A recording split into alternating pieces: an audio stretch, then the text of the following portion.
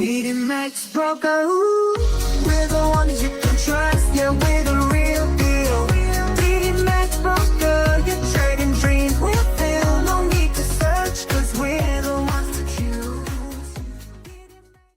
Banyak orang berpikir kalau ada perang, market akan langsung kacau dan emas pasti naik. Padahal trader profesional itu nggak ngelihat market perang sebagai berita semata. Nah, yang mereka lihat itu adalah sebetulnya reaksi berantai dari kejadian itu di market. Karena setiap konflik biasanya memicu perubahan di energi, inflasi, kebijakan bank sentral, dan akhirnya ya harga aset. Langkah pertama yang dilihat trader biasanya adalah harga minyak. Kenapa minyak? Karena banyak konflik global sering berkaitan dengan wilayah yang memiliki produksi energi besar atau jalur distribusi yang penting kayak sekarang di Selat Hormuz.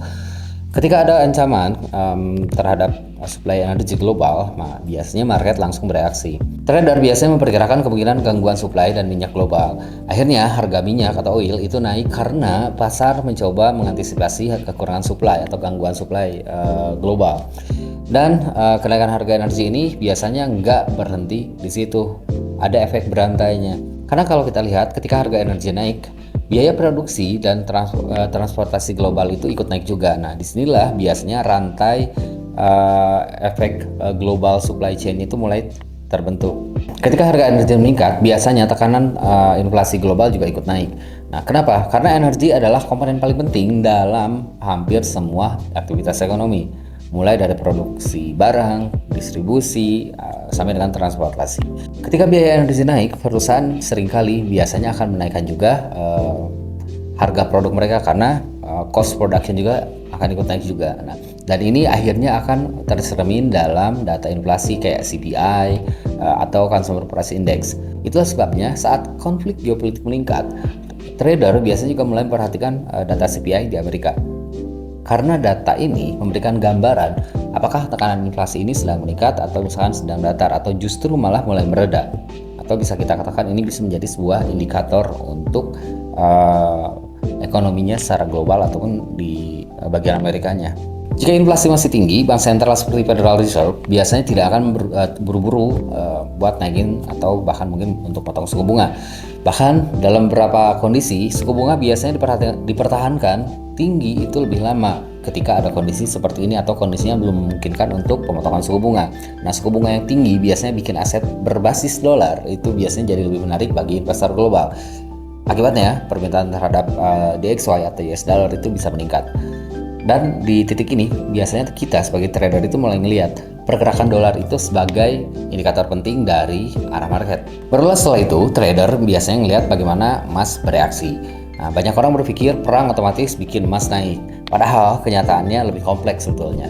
Jika ketidakpastian meningkat, emas bisa memang mendapatkan permintaan yang lebih tinggi sebagai aset safe haven. Namun jika di saat yang sama dolar menguat karena suku bunga tinggi, emas justru biasanya bisa terketahan dulu atau bahkan mungkin ada penurunan dalam kondisi sementara. Namun jika di saat yang sama dolar menguat karena suku bunga yang masih tinggi, nah disitulah biasanya emas itu walaupun ada perang dia ketahan dulu untuk naik atau bahkan malah biasanya ada penurunan dulu. Ya, ini sebenarnya hanya masalah rotasi dana atau jalur likuiditas saja sebetulnya. Nah, itulah kenapa kadang kita melihat situasi ini tuh kayak sedikit aneh gitu.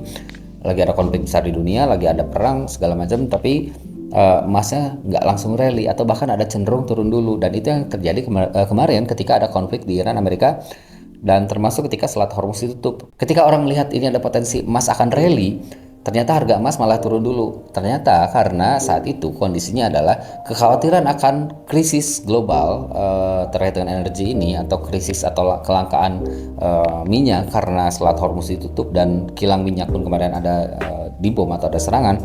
Orang-orang lebih cenderung takut atau khawatir suplai energi yang akan lebih terganggu. Makanya saat itu terjadi rotasi dana dari emas ke minyak, tapi tidak menghilangkan peran emas sebagai safe haven.